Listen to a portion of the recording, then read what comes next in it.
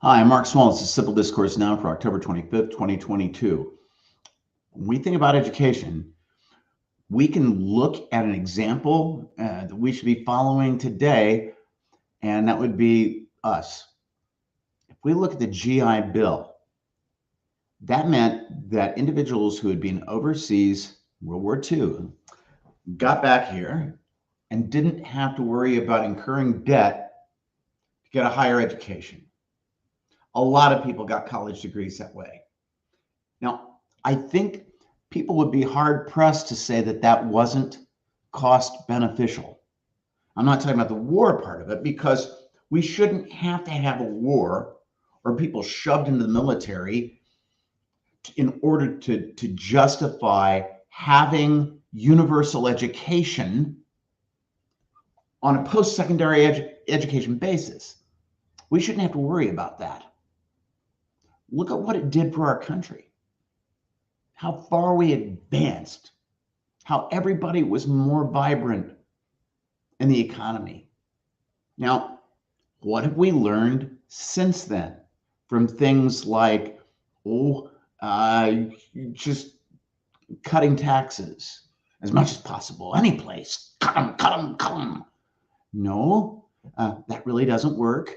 Trickle down economics, it doesn't function the way it was told to people.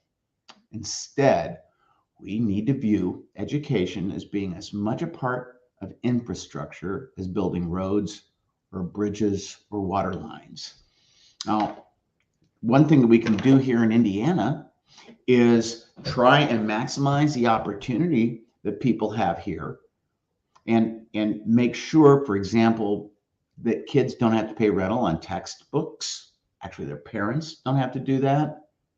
And we should aim at having our public universities set up in such a way that a high school student from Indiana can attend one of our state universities and not have to worry about paying tuition. We all pay it. It's something that all of us are paying for. But the overall benefit is so great that it's foolish not to do that, not to have some post-secondary educational system and something that would be vocational too for students who are not going through traditional academic education. Now, here's something that might burn somebody's, kind of view of things, but if people obtain a higher education and they view things differently from you as a result of that, well, that's part of what education does. We have to have academic freedom at the same time as we encourage people to receive educations like this. So I'm running for Indiana House of Representatives, District 86, and I would propose that we aim to have an educational system where any student in the state of Indiana can go as far as they can on their abilities on one shot through. That means going for a PhD in anthropology. Guess what? We need anthropologists. If it means engineering, groovy, we need engineers.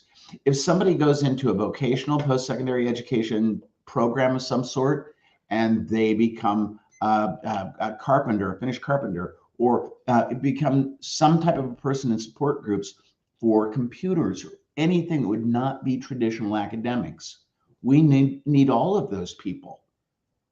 Because when private enterprise purports to do that, either people are paying outrageous interest rates to receive that service, or if the corporation is frank about it, they're having to increase their overhead to cover that cost. And that hurts them in competing with other businesses. This is what we should be doing here at home. My name's Mark Small. I'm the GOP nominee for Indiana House District 86. I'm pro-choice, pro-environment, anti-gun. I approve this message. Hell, I made it. Peace.